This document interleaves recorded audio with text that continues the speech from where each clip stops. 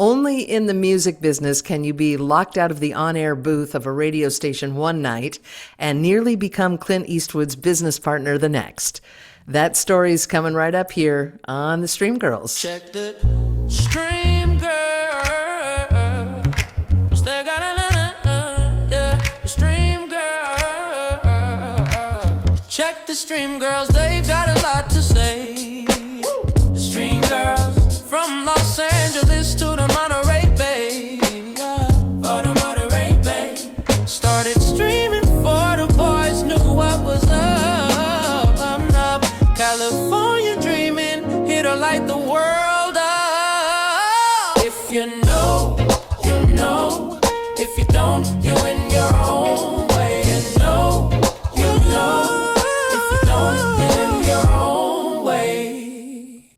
Hey, everybody, I'm Sandy Shore. I'm Donna Phillips, Donna K. Phillips. And this is the first pilot episode of the Stream Girls. And we do have a lot to say. Do we? Do we ever? Okay, And, start us off, Sandy Shore. Well, you know, Donna K., you were there. You were there for most of it. I met you shortly after I purchased the smoothjazz.com URL in 1995. I was producing concert events and introducing live smooth jazz to the Central California coast. And back in the day when everybody was young, back when Boney James was just starting out, and we were booking artists like Fatburger and the Rippingtons and Acoustic Alchemy and Dave Cause and Guitars and Saxes, a tour that doesn't go out anymore, but that's what we were doing back then. And I was a DJ and a program director for several smooth jazz radio stations here in the Monterey Bay Area. I'd just come from Los Angeles, working on the Wave for a couple of years for John Sebastian. And in between my time here in Monterey, as you know, the stations would log on with smooth jazz and then they would log off of smooth jazz. Like the one I was talking about in the teaser was when I went to the radio station, and not only did they change the format, but they changed the lock. And for good reason for you, right? Yeah, for good reasons for me. You had a reputation. Tell them about your reputation. Well, I used to like to let folks know what was coming down. You open the mic. I would alert the media. Let's leave it at that. Yeah. But yeah. So anyway, when smoothjazz.com came up on deck for me, I was making DJ money and programming money in a medium-sized market in radio, which wasn't a glamorous paycheck. But I never did this for the money. That was never my intention. And imagine it's worse now. Well, yeah, it's a different environment altogether. We'll get to that. But when it came to buying the domain, which was about $100, I had to make a choice between the utility bill, or buy that domain. And that's basically, I think I made the right choice. At the time, it was a little dicey. But anyway, those stations would log on, they would sign on, they would hire me. I was the first hire every time to come program the smooth jazz and get the stations up and rolling, And then they would flip the format. They would flip every single time, and that happened 5 times. And I couldn't go anywhere in this community without people stopping me at the grocery stores, out and about, restaurants, anywhere, everywhere, telling me to bring the smooth jazz back, as if I'd had some control of that, And then the common theme was ask Clint Eastwood to help you out. Ask Clint Eastwood to buy a radio station. And for those who don't know that are listening, Clint Eastwood is a neighbor here on the Monterey Peninsula and has been for many years, ever since I was a kid, growing up here. And in fact, his son Kyle, also a jazz musician, is my age. And, we bump into each other a lot back in those days. And of course, now even more than ever at the Monterey Jazz Festival. And Clint you played in a tennis tournament. And I played tennis with Clint Eastwood. Yeah. So I did approach the Eastwoods and gave them our business plan for smoothjazz.com to purchase a FM frequency, a terrestrial radio station in Monterey, and we were going to bundle in smoothjazz.com with it, if you remember. And it was all very exciting. And then the station owner of that frequency as some small station owners, it's an interesting business. We'll call it nefarious, and we'll leave it at that. He hadn't been doing things according to FCC structure and had put a few bad marks on the station. So Clint wasn't interested in that. I don't blame him. He saved us. Plus, the best part, Donna, is that you and I got to keep smoothjazz.com, didn't sell it early. Every Right? time we looked for investment, backers, support, what is the common theme? The common theme was we either want too much for too little, or we don't recognize the value. We're not quite sure what your little project is here. So we would walk away so down from that it would just rise up like a phoenix inside of us, this idea that we are going to find our own path.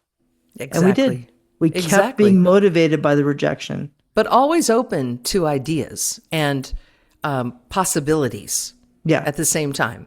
But I just want to point so many possibilities. No, so many possibilities. No, I just want to point out how incredibly early this was. When you say purchase that domain, you can't take that for granted, because most people that you would meet in the grocery store who were ticket buyers to your concerts were asking you to bring the station back, didn't know what a domain was.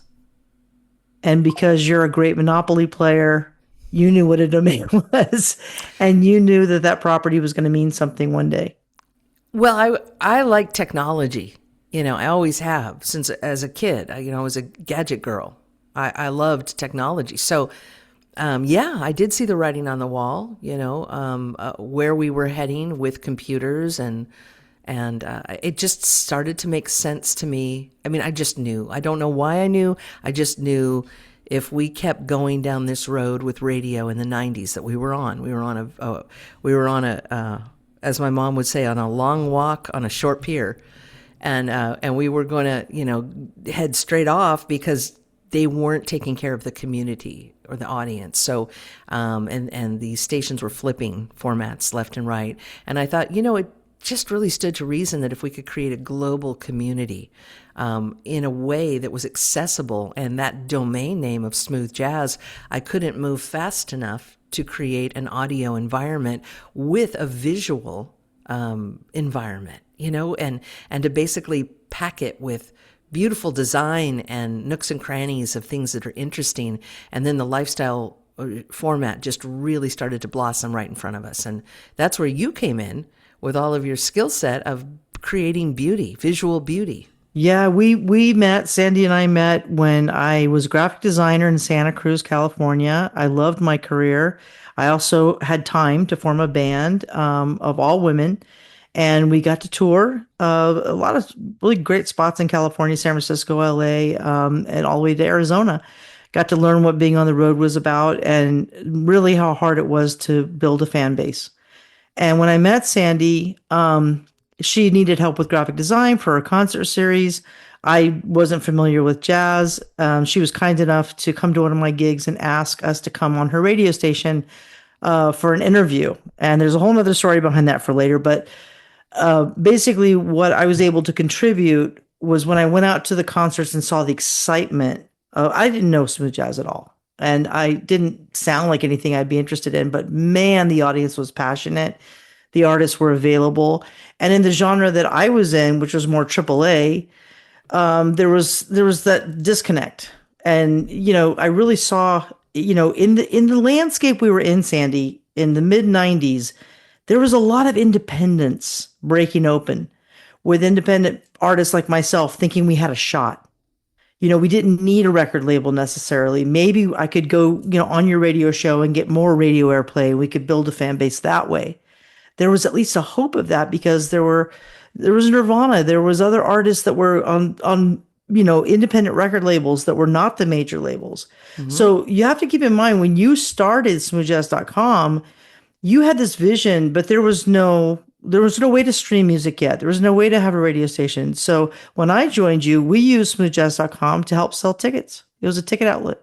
That's it. Yeah, but let's go back a little bit to your band. There are a lot of younger people that are older people now.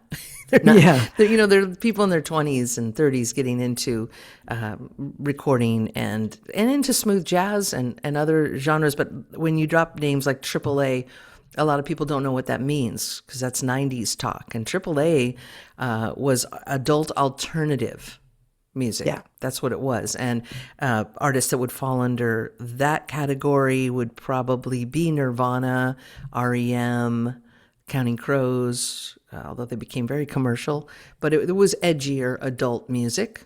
And it was very popular. And the station that I was working for in the Monterey Bay area at the time when I met Donna was called KPIG, which sounds funny, but it actually was really one of the most successful terrestrial stations in the history of the United States.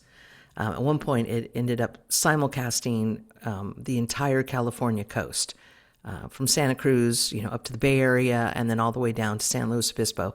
So it was a huge station, and really that's where the catalyst came to me to consider online broadcasting versus terrestrial radio, because that's where technology met entertainment, in this medium, in the radio sector. They started to broadcast. They were the first radio station to ever broadcast on the internet.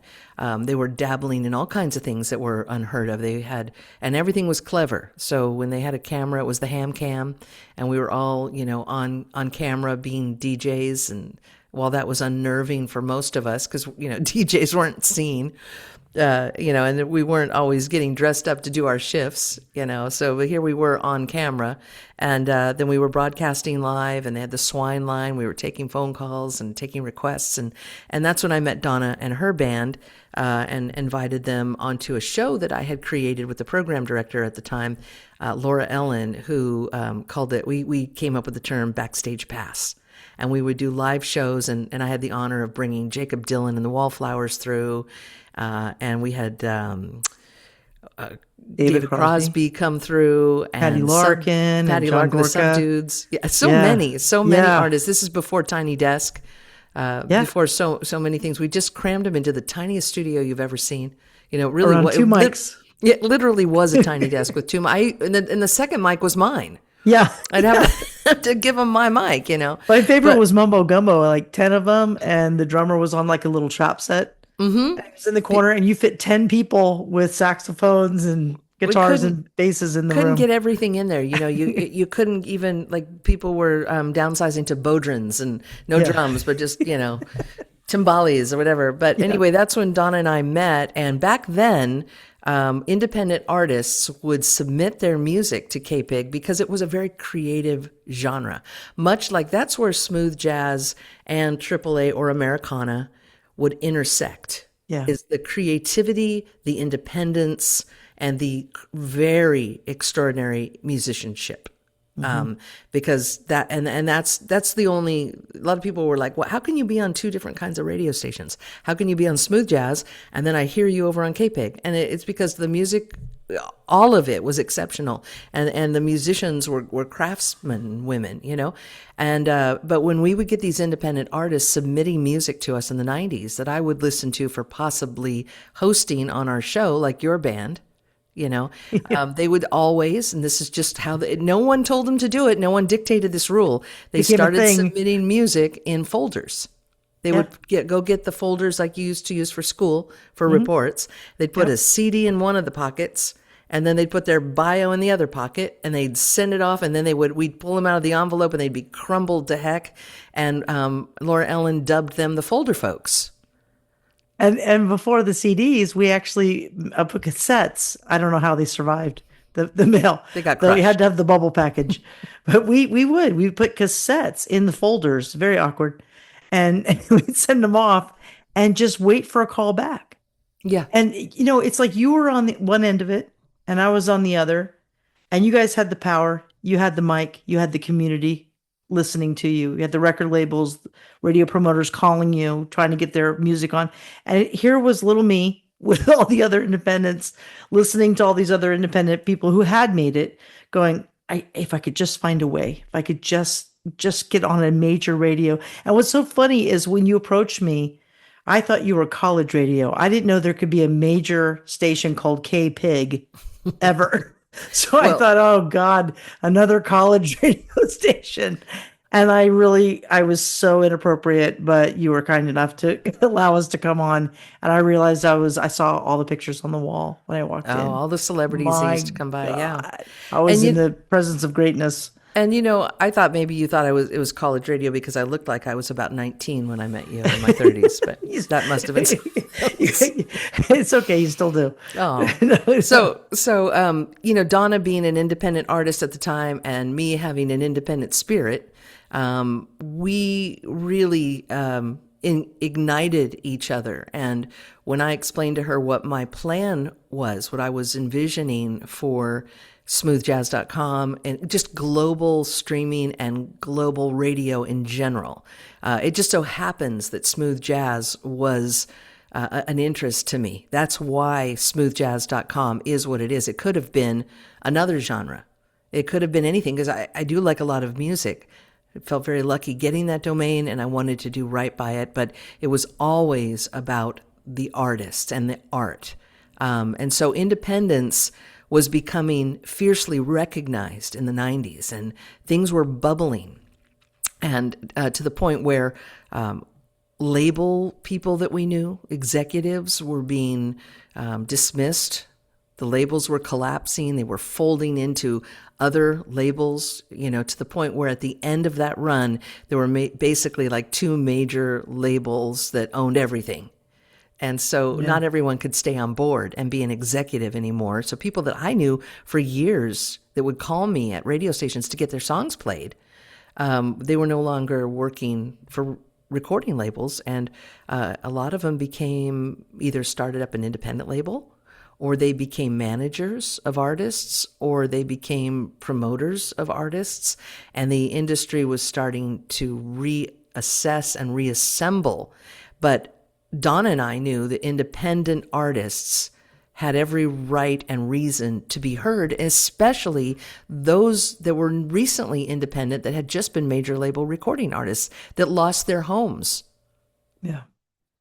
Yeah, I think it can't be overstated enough that you and I, that's our cross section. That's where we cross paths because you had the chutzpah to stand up to Laura Ellen in a respectful way. But I remember the exact comment, Sandy, can't you play more Americana music on your shows? And you said, Laura, can't you play more music that I'm bringing to and you were bringing more of the AAA side in with the folk, the jazz, the blues, the rock, that was the K-Pig sound, the Americana sound.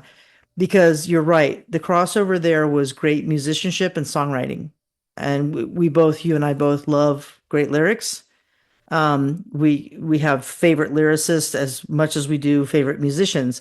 So it's not just about musicians, it was also about lyrics. That's why the smooth jazz genre was so interesting for me because I didn't know these were a lot of sidemen of great artists. And I didn't think I'd like a format that didn't have a lot of lyrics. So, when you look at that cross section of there were artists that needed to be heard because you saw the quality of what they could produce. I knew there were people like us out there who had something to say. There was just no pathway to get in.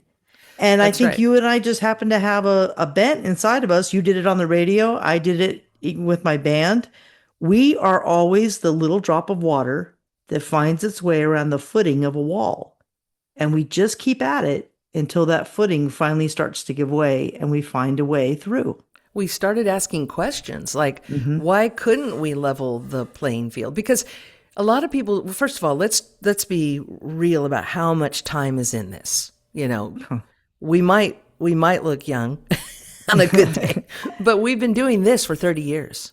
Yeah. And when we started this, we when I dreamed of this, it was over 30 years ago. When we began working on it, it was 30 years ago. When we started streaming, it was 26 years ago. It took 4 years for the technology to meet us where we were living. And we were ready. And we were ready. We were ready. But I also, at the time you mentioned it, I didn't think, I said it's not possible right now. But I also want to make the point that when you chose smoothjazz.com, when that was brought to you by a friend, and hey, this is available, The format wasn't firmly called smooth jazz yet. No, it wasn't. It was being dabbled with, and it was being dabbled with coast to coast. I had just come back from Los Angeles to the Wave, and one of the terms that we were bantying about on the air that we it wasn't locked in yet was smooth jazz. And it was not just the Wave. There were stations all over this country that were testing the waters with smooth jazz. When I got to Monterey and I could program my own station, I didn't own it. Nobody owned, people like me didn't own stations back then. They were owned by private business companies, private businessmen who just needed a portfolio, and they were run at a budget beyond. It was just ridiculous. It was a lot of work, but I was given carte blanche to program the station, and I liked smooth jazz. I thought it sounded great, and I think people liked it. They could hang their hat on it. It was accessible to them. So you're right. Not everyone was using it. I ran with it. And I ran with it full time. I didn't dabble with it. I just did it.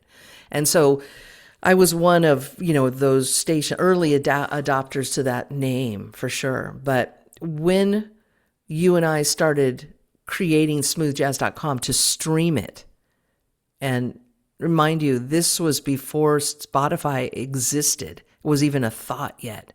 And Amazon was still selling books, Andy. They weren't even selling music yet. Exactly. Because you were talking to Bill Goldsmith, who was called Wild Bill on the air at KPIG. He had an air shift, yet he was an engineer at KPIG, and he was doing the ham cam stuff. Mm-hmm. He was getting the stream going for KPIG on the internet. And you went to Bill, you had the chutzpah to go to him and say, when you figure this out, can you help me to come with you? Can I draft you? There was a lot to figure out. What Bill was trying to create was a program, a software where we could stream the station straight to the internet. That didn't exist. There were only scheduling softwares available for computers that were for terrestrial radio stations. So he had a lot of engineering to work on. But while we were getting ready, to launch this, we started to realize how many independent artists there were. When we did launch the website, we started getting calls. That was before we launched the stream. When we launched the website, we started getting calls from artists who had just been dropped from major labels, major recording artists in this genre. And we started hearing rumblings and grumblings that they were dissatisfied, that they were only the old songs were being played on the smooth jazz stations, the classics. Yeah, this is multi-layered. Coming to mind would be Spyro Gyra's Morning Dance, but not the new Spyro Gyra. And we'd heard this from David Sanborn directly, the old stuff, but not the new stuff. And so there were a lot of artists that were discontent, and they were very nervous about where their careers were going to go if radio wasn't going to embrace them. And Donna and I decided that not only would we, but we could, that we didn't have an owner telling us we couldn't. We didn't have a consultant telling us that we can't. We decided that the people wanted to hear the legacy artists before they became the legacy artists. So that is what smoothjazz.com is about. That was always the mission. And it's important that we make sure that you know that this is why we came, that independence runs deep here at smoothjazz.com, which has been created for artists by artists. Yes. And I want to recall an exact story. We had just opened our office in downtown Pacific Grove in an old Victorian, and you had this great wraparound desk, and it was in one of these famous lawyers from San Francisco's old office. It was incredible. And I walked in, and the whole other half of your desk was literally stacked with CDs. And I remember we had all of our albums on the wall. It was such a great office, but I couldn't believe the stack of CDs. And we had a wall of CDs, just like KPIG did. And I said, like all radio stations. Yeah. And I said, oh my God, Sandy, have you not put away the CDs? Do you need like a music clerk to come in here and help you with the CDs away? You said, this is all new stuff that's come in. I go, from where? And you said, people are finding us There's all kinds of artists at all levels, and they're just finding us, and that's how badly they wanted airplay. And at the same time, this story is great because you got a call from that station where you had worked. I think the son or something of the owner had taken over, and he offered you a full-time gig. It would have been the highest paid position ever offered to you at this cluster of stations in Monterey. And you It was seriously pretty consider, sweet. yeah, it was pretty sweet. And you're like, but I wouldn't worry, whatever. And I said, you'll never be given the freedom or have no ceiling that you would have if we ran with smoothjazz.com. Yes, And that was the dividing line. right, and That you were was the right. And for me, I have been on the radio since I was 15 years old. So it is. I've been on the radio longer than I haven't been on the radio. A lot longer, at this point. Yeah. But back then, I'd been on the radio more than half my life, and so walking off a terrestrial radio station and off the air in my community, it was scary to do that. But by doing that, I was able to help cultivate a global community. And the Stream Girls are here to talk to you about all of the things we've seen and all of the changes that have happened. And also, along the way, this is just our pilot. This is our introductory episode. To come, tools, ideas, opportunities that we hope will inspire musicians, recording artists, creators, because it's an expansive time we're living in.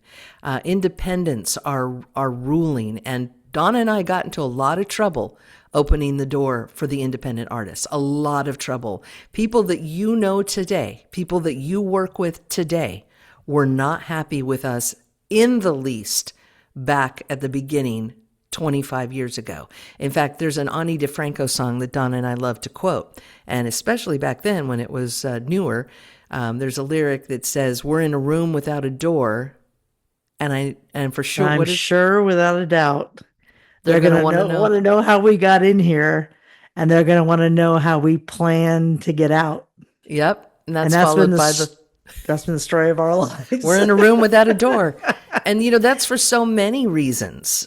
Being in the music business at the age of 15 in the late 1970s, early 1980s, I don't have to probably tell you, it doesn't matter of your age, women were not in that position. They weren't. So for me, I was always in a room without a door.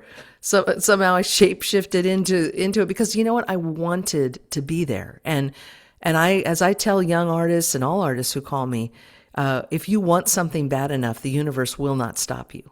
It doesn't mean it'll be easy, but it will not stop you. You were 15 years old, and I believe I'm hitting my mic. That's not a good thing. I'm not a radio person. You were 15 years old, weren't you, when you were in high school saying, "I want to be on the radio," and they tried to dissuade you. Your teacher. I was 8 when I knew I wanted to be on the radio. 8. Yeah. Okay. And it took a lifetime for me to get on the radio. My God, I had to wait till 15 to do it. And the greatest thing is the first radio station is very Steinbeck oriented in our area. Steinbeck is super huge as a writer. He documented Cannery Row, and Sandy started on Cannery Row at the old Bear Flag building, and she was told to bring donuts and show up at 5 a.m. Was that it? Yeah, he was so convinced that I wouldn't show up there that he said, "And when you come at 5 in the morning, I want you to bring donuts." Yeah. And I did. I did both. That's how much Went and got you a bag wanted. of donuts the night before because, this is not a big town and this didn't have a 24-hour. There's no Krispy Kreme here at that point. And then I showed up with a bag of donuts, and he was shocked that here was this, little 15-year-old kid knocking at the door. And the reason I really want to say that, everyone, is that this woman has tried so hard and accomplished so much. But when you want to talk about radio, this is who you talk to.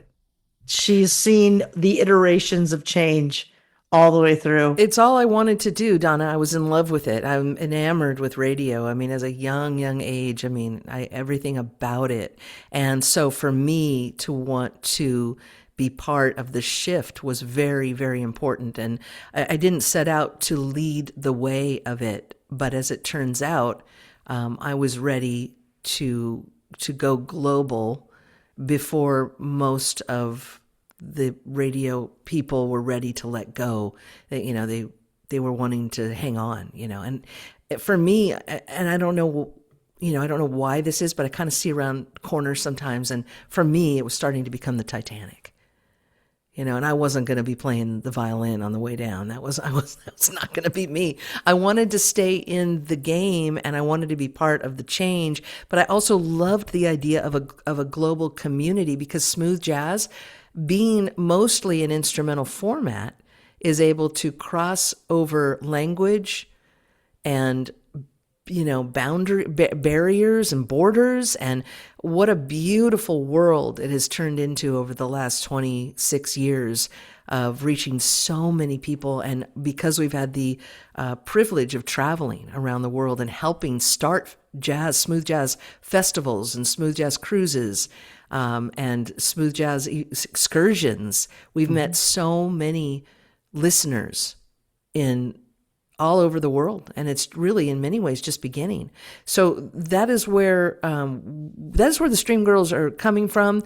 We see ourselves along the Klondike Trail in many ways, providing provisions for artists, and as this whole industry explodes from folder folks to AI driven music, there's a lot to talk about.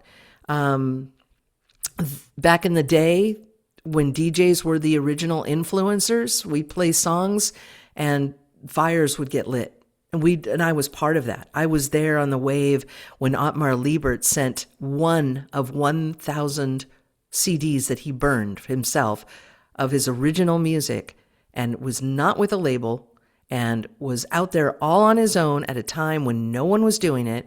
And we started playing his music, and well, the rest is history, because everyone heard it in Los Angeles. He got signed by Higher Octave. He became a massive, global musician, performing in front of thousands and thousands of people every year. And that was because one DJ, one programmer took a chance on an unknown. DJs were the original influencers. Now that playing field is opened up to where one playlister, one curator on Spotify, one playlist can actually reach more listeners than 12 radio stations on the Billboard reporting chart, smooth jazz chart. And that's what's important to highlight. And I can't wait to get into all of this history and details, because it all strings together step by step on why we are where we are. DJs were not only the influencers. I think everyone would agree, and I've had a lot of people agree with me. They were the biggest sales force the record labels ever had. And what I want to get into in the next episodes of our podcast is why that changed, and how you and even myself saw it change on the bus with some of our favorite bands, listening to the consultants come down with some not so very good news, not so very wise news, that we started watching the format close in on itself. Absolutely. And so, in closing here, Donna and I have spent countless years and hours trying to bushwhack down the path for not just you, the recording artist, but if you're a creator, if you're a fan of the music, for ourselves as artists, for everybody who has an independent mind and heart. Art is free. We are artists are driven to create, and getting outside of the box on that. If you're making something from your soul, from your spirit, that you want to connect with others about, then you need to find a way to do that. And these days, artists and creators are one of millions. So the idea here is to say we are living in a very exciting time in our industry. The gates are down, but the paths are crowded. The pathways are crowded. And Donna and I have, like I said, we've seen a few things, and we have some higher understanding of how things are working, and hopefully some strategies that you might want to employ. And we appreciate you listening to our first episode ever of the Stream Girls. Yes. Let the audience decide. Let the audience decide. That's always the way, right? Go right Absolutely. to the audience. Let them decide. No while you're just gatekeepers, no gatekeepers here. exactly, and while you're deciding, please enjoy our new theme tune. We'll see you next time on the Stream Girls.